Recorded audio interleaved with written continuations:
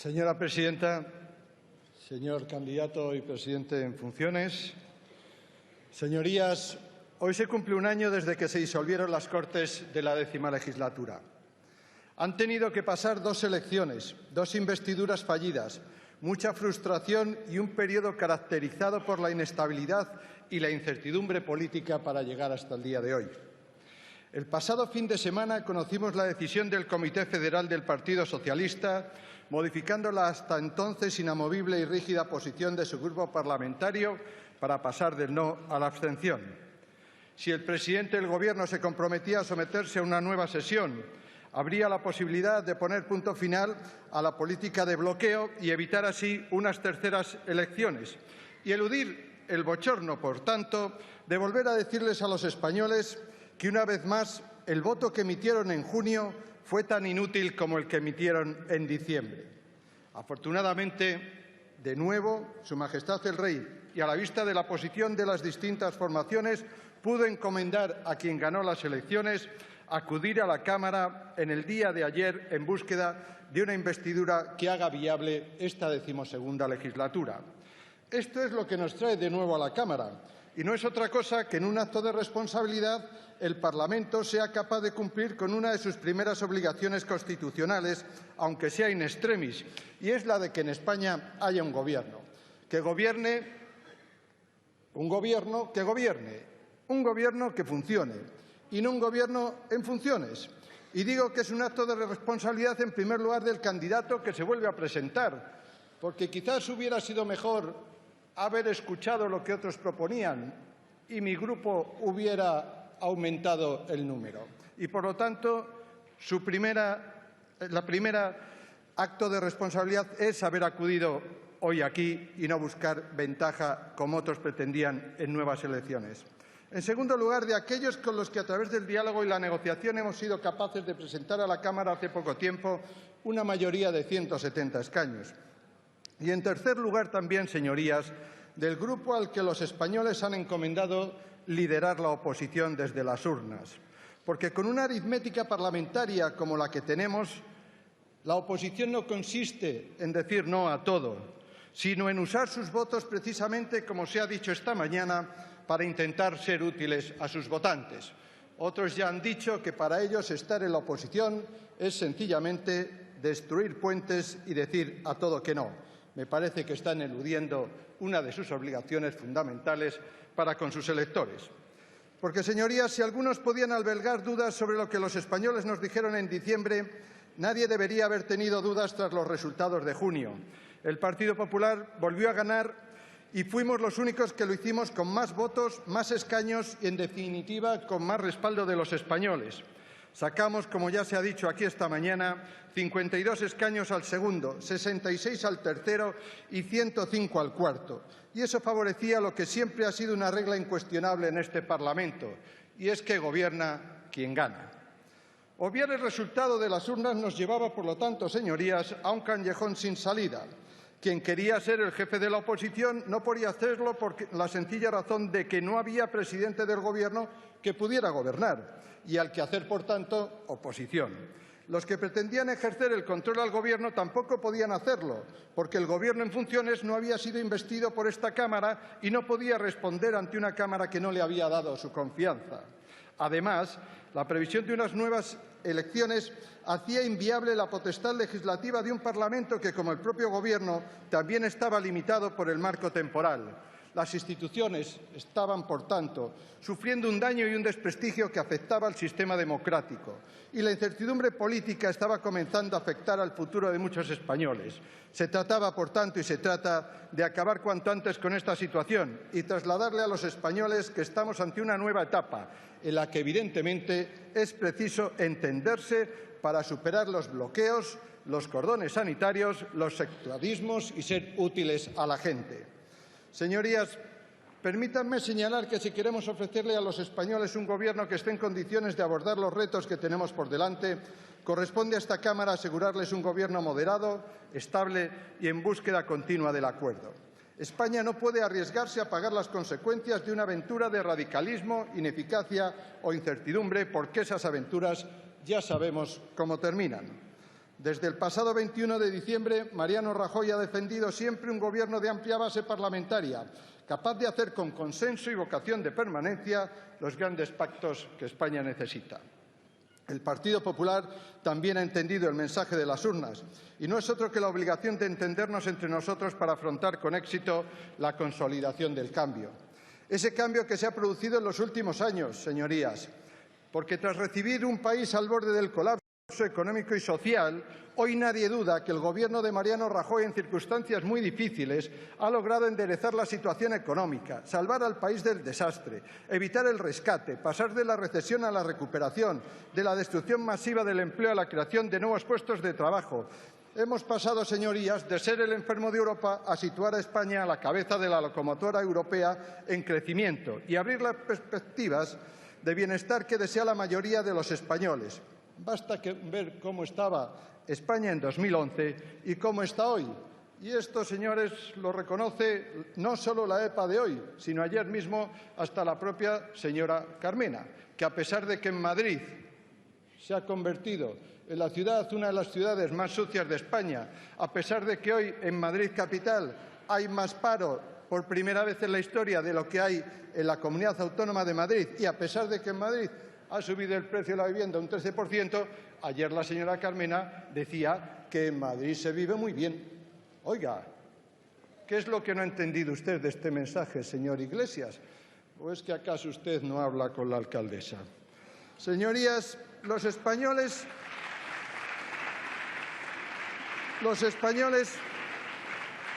han realizado durante los últimos años un esfuerzo extraordinario para superar la crisis económica. Gracias a todos hemos conseguido darle la vuelta a la situación y el horizonte de esperanza y prosperidad que tenemos en nuestro país se reconoce y se admira fuera de nuestras fronteras. Este gran cambio es el resultado de la suma de historias de superación de millones de españoles. Los españoles, señorías, somos la cuarta economía de la zona euro y uno de los grandes de la Unión Europea. Nuestro Producto Interior Bruto crece hoy 3 veces más que la media de la Unión Europea, más del doble de lo que hace Francia, Alemania y, por supuesto, Italia. Somos el quinto país del mundo que más ha prosperado en los últimos 35 años. Y esta prosperidad se produce con la apertura democrática y la recuperación de las libertades, así como la incorporación a la Unión Europea, antes de que algunos llegaran a esta Cámara y descubrieran, ¿verdad?, la política.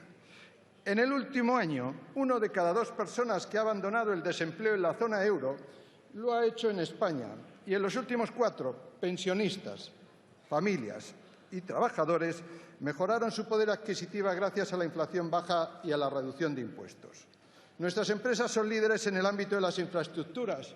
Construimos trenes, puentes, carreteras y hospitales por todo el mundo. Hoy somos un país puntero en cuanto a la competitividad industrial, el segundo fabricante europeo de automóviles, y este año se harán en nuestro país 3 millones de vehículos, casi el doble que hace 5 años. Hemos modernizado nuestro modelo productivo. Contamos con 150.000 empresas exportadoras, lo que permite mantener nuestra balanza comercial en positivo. Poseemos una moderna red de infraestructuras de transporte y destacamos en la producción de energía solar y eólica y en la protección del medio ambiente. En cuanto a las telecomunicaciones, que es un ejemplo de modernidad, ocupamos el 3er lugar mundial en número de hogares con acceso a Internet, después de Japón y Corea, señorías, y con un despliegue de fibra óptica equivalente al de Reino Unido, Francia, Alemania e Italia juntos. Somos, por lo tanto, un gran país, señorías, una gran potencia en el sector productor de bienes de equipo, y el sector agroalimentario ocupa el 7º lugar en todo el mundo. Somos admirados, además, señorías, en el mundo por nuestra cultura. Nuestra lengua común es hablada por 500 millones de personas y también gracias a nuestro patrimonio, a nuestras costumbres, a nuestra biodiversidad, a nuestra cultura, a nuestro clima. Somos el 3er país del mundo más visitado, 75 millones de turistas que vienen a España y que se sienten felices y seguros con nosotros. Y también somos un país solidario, señorías, lo ha dicho el presidente Rajoy esta mañana. 14 millones de personas reciben algún tipo de ayuda, prestación o pensión en nuestro país y contamos con millones de voluntarios. Tenemos una sanidad pública gratuita y universal con magníficos profesionales. Este año 60.000 pacientes han sido tratados del virus de la hepatitis C y pueden rehacer sus vidas gracias al suministro de fármacos de última generación.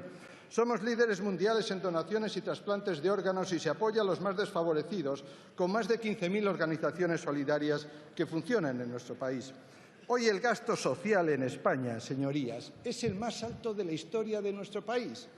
Hoy en España se gastan 50.000 millones más de euros que en el año 2007 en protección social. 45.000 de ellos más que en el 2007 solo en pensiones. En España 5 millones de extranjeros han podido encontrar una oportunidad en los últimos 15 años y somos ejemplo de convivencia e integración, en apoyo a la familia, a los mayores y a los discapacitados. Y también el fracaso escolar ha caído del 26 al 18%. Señorías, yo podría estar contándoles lo que es España durante el tiempo que me corresponde y seguir hasta mañana. No lo voy a hacer. Sabemos que nos quedan muchas cosas por hacer, sin embargo. Y creo que es bueno que en esta tribuna también se diga las cosas buenas de lo que somos y de lo que hacemos. Porque cuando uno no sabe lo que tiene, corre el riesgo de perderlo. Esto no son datos y cifras, señorías. Detrás de esto hay personas y un gran país. Y sabemos que aún quedan 4 millones de personas en el paro y que no tienen una oportunidad aún, pero pueden mirar el futuro con más esperanza de lo que lo hacían antes. España, señorías, no es el país en negro que muchos en esta Cámara o algunos en las televisiones o en el tuit quieren dibujar cada día. España es una gran nación de la que tenemos motivos para sentirnos orgullosos.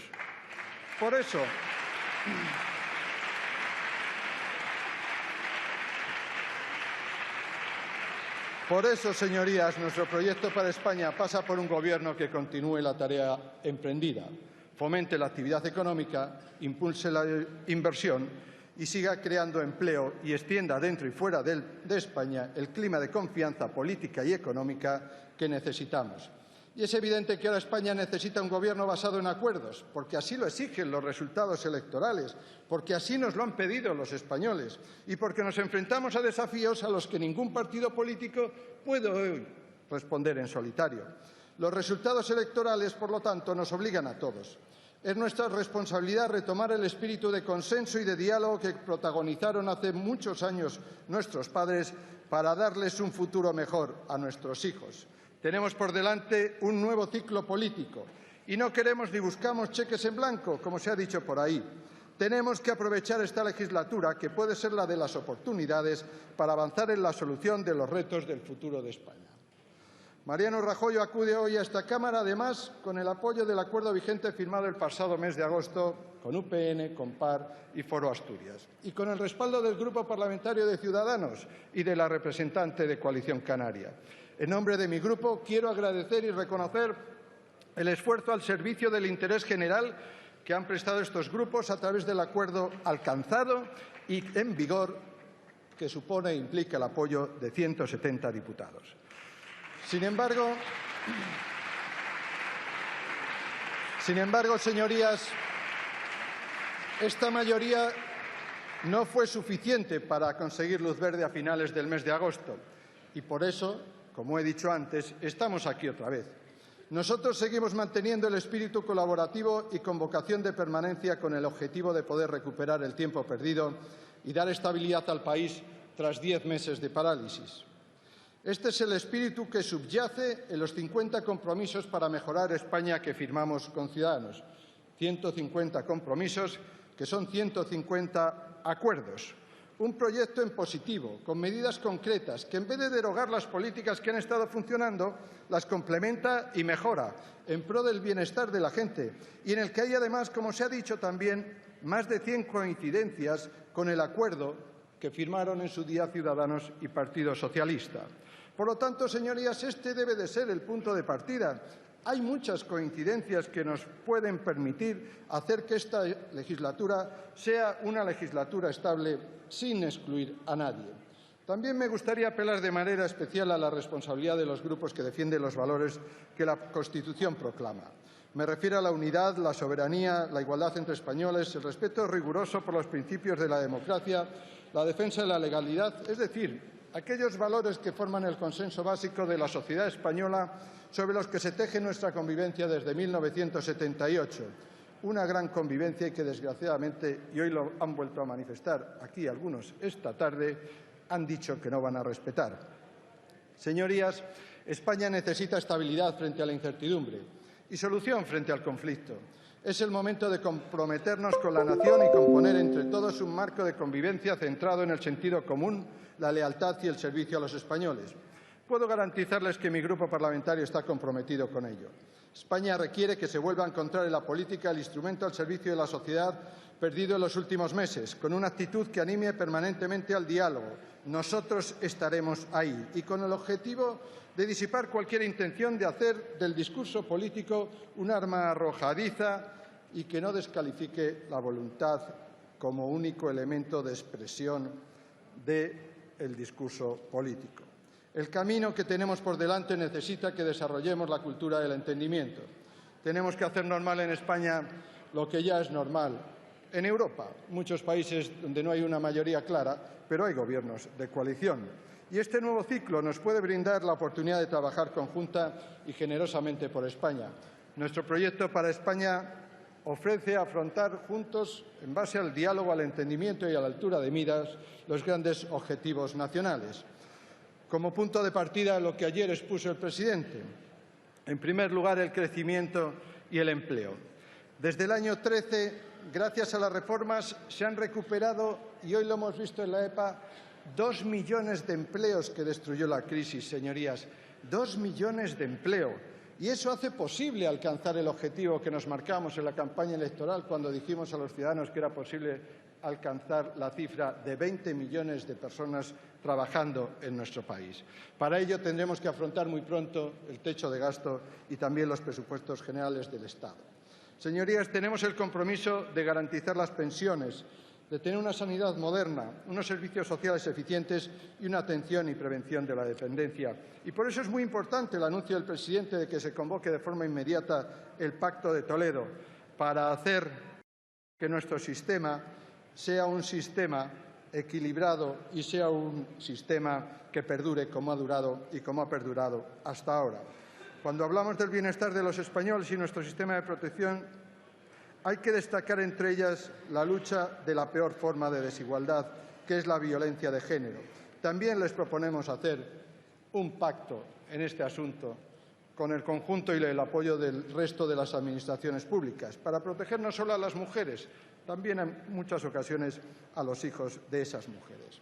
Señorías, también, por supuesto, tratar y abordar la violencia contra la infancia y el acoso escolar. Necesitamos un nuevo modelo de financiación autonómica, un pacto nacional por la educación, el fortalecimiento de nuestras instituciones, garantizar y solidificar nuestra posición en Europa. Necesitamos reafirmar el pacto antiterrorista y antiyihadista. El pacto por la unidad de España y en defensa de la Constitución también es un elemento indudablemente importante y de extraordinaria relevancia. Y me van a permitir, señorías, que me detenga en estos momentos a hablar de la corrupción. Yo ya sé que hay algunas formaciones políticas que vienen y utilizan la corrupción como arma arrojadiza contra los demás. El señor Iglesias tiene la infame costumbre de subirse a esta tribuna a descalificar permanentemente y de forma genérica a mi grupo y a los parlamentarios de mi grupo. Hoy ha tenido la indecencia de hablar de mi grupo en los términos de tildarnos de delincuentes en potencia. Mire usted, señor Iglesias, yo no le voy a sacar a usted la lista de personas condenadas por delitos que están en su partido. Sería larga, estaría mucho tiempo aquí, ¿verdad? No lo voy a hacer. No lo voy a hacer. Silencio. Pero mire. Silencio, por favor. Pero mire, aquí cuando alguien de mi partido, cuando alguien de mi partido, y para eso están los tribunales, ha cometido un delito, se le echa. Aquí no hacemos como ustedes, que cometen delitos, se les condenan en los tribunales y siguen en sus puestos institucionales, como hemos visto recientemente en Madrid o como hemos visto aquí. En un país democrático,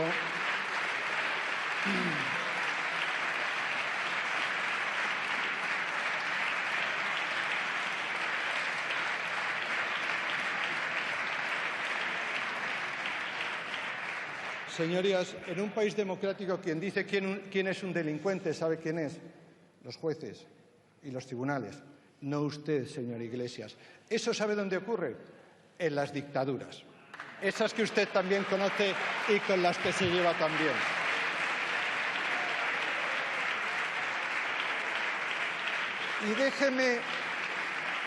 Y déjeme que para concluir le diga una cosita más, o una cosa más, perdone el asunto.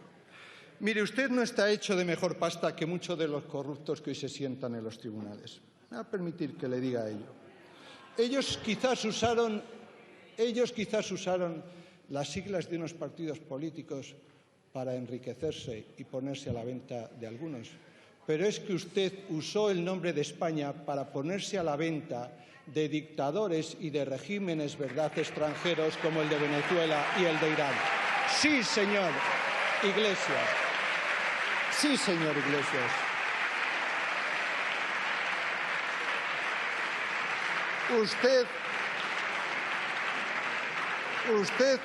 Usted y algunos de sus amigos cobraron de esos regímenes. Por eso a usted no le gusta que aquí se hable de Venezuela, porque claro, el patrón paga. Señorías, un segundo. Señor Hernando, un segundo. El patrón paga. Señorías, o el que paga, les ruego a manda. todos que guarden silencio, por favor. Señorías, mire, ustedes han perdido 1.200.000 votos porque se les ha visto el plumero. En muy poco tiempo, eso sí, se les ha visto el plumero. Y mire, señorías, me va a permitir también que diga alguna cosa más en materia de corrupción. Mire, la corrupción hoy en España se persigue más que nunca. Quien la hace la paga. Y los castigos son los más elevados que se han conocido hasta ahora. Nuestro país es más transparente. Disponemos de controles más severos sobre la financiación de los partidos políticos. Hay nuevos requisitos para los altos cargos y hemos puesto en marcha mecanismos para recuperar hasta el último euro robado por los corruptos. Caer en el maniqueísmo infame de hacer de España un lugar sometido al estado permanente de sospecha puede ser propio de mentes totalitarias, pero no es lo que se merece España. Señorías, se ha hablado aquí del fraude fiscal, pero ya se han dado explicaciones. Se ha conseguido que la recaudación fiscal pase de 2010, 10.000 millones, a 2015, 15.000 millones. Aquí se ha perseguido el delito y el fraude como nunca antes se ha hecho en España. Y por eso los ciudadanos tienen que tener la seguridad y la garantía de que va a seguir siendo así durante mucho tiempo. Señorías, hace 5 años ETA fue derrotada por el Estado de Derecho. Del mismo modo, ahora debemos seguir defendiendo la memoria, la dignidad y la justicia para con las víctimas, cuyo recuerdo y testimonio debe ser nuestra principal fortaleza. Y también para acabar con las secuelas que, en forma a veces de matonismo infame, se viven en algunas zonas todavía de nuestra España. Es lo que pasó, desgraciadamente, hace unos días en Alsasua. Y desde esta tribuna quiero agradecer su labor a todas las fuerzas de seguridad del Estado que velan dentro y fuera de España por nuestra libertad y seguridad, y a los jueces y fiscales que también velan por el mantenimiento y el imperio de la ley. Señorías, uno de los retos más importantes que tiene España planteado en estos momentos es el de preservar la soberanía nacional. Lo hemos visto aquí en la Cámara esta tarde también. Y con ella la unidad territorial, la igualdad de los españoles y sus derechos fundamentales. Diálogo y legalidad son las dos premisas necesarias para el entendimiento y la convivencia que algunos llevan años pretendiendo destruir. La mayoría de los españoles que viven en Cataluña se sienten tan catalanes como españoles y europeos. Cataluña debe centrarse en recobrar el protagonismo innovador, cultural y empresarial que siempre caracterizó a esa parte tan querida de España. Y debemos trabajar para que este sentimiento siga creciendo frente a la desafección, la desconexión o la exclusión que algunos quieren imponer. Hace pocos días escuché a un dirigente de la CUP, el señor Bat, al que el señor Tardá seguro que conoce, y también el señor Homs, decir lo siguiente.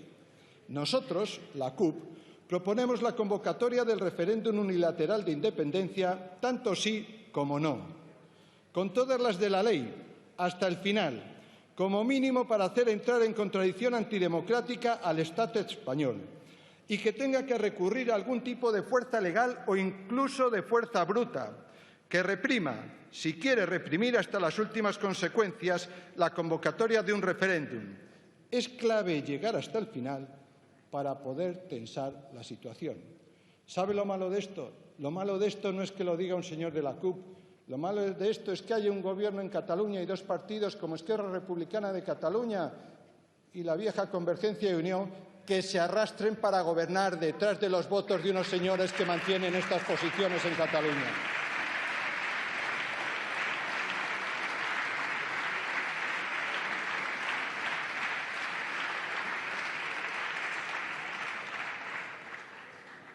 Señorías, desgraciadamente, como decía antes, hoy hemos podido comprobar que frente a los objetivos positivos que nosotros planteamos y que deberían de ser comunes, lo único que algunos ofrecen es sencillamente populismo.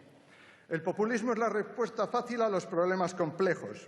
Este aparece cuando desaparecen las certezas sociales. El populismo explota el dolor o los miedos de la gente y vive de la demagogia y de la mentira. Este fenómeno no afecta solo a España, también a Europa o a Estados Unidos. Y en particular hemos visto sus devastadoras consecuencias en países como Venezuela, como Cuba, y también en Grecia, ánimo Chipras. Pero desgraciadamente también en otros países que queríamos o creíamos que no iban a caer en esa situación, como ha sido desgraciadamente el Reino Unido, cuyos ciudadanos son hoy un 18% más pobres solo por una decisión política promovida por el miedo y el populismo.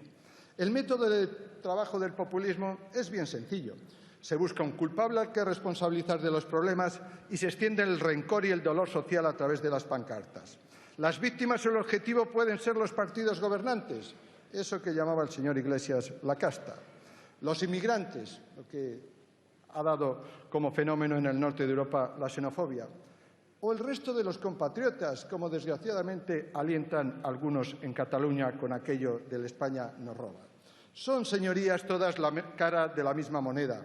Estos movimientos crecen en momentos de dificultades, desorientación y crisis, y son producto de los que jamás hablan de responsabilidades, de aquellos que usan el circo, el teatrillo o el numerito para desplazar al diálogo la reflexión o la responsabilidad. Señorías, la lucha de clases no es la batalla del futuro, es la del pasado. Eso solo lleva al fracaso y al sectarismo y, por lo tanto, tenemos que combatirlo con decisión. Las grandes preguntas que tenemos que hacernos en el día de hoy, señorías, son las siguientes. ¿Cómo nos fortaleceremos para que una posible nueva crisis no nos afecte con la intensidad que lo hizo la última vez? ¿Cómo superaremos las incertidumbres del desafío de la globalización? ¿Cómo crearemos más empleo y de más calidad? ¿Cómo reduciremos la desigualdad social? ¿Cómo daremos certidumbre a los padres sobre la educación de sus hijos y a los jóvenes sobre su futuro?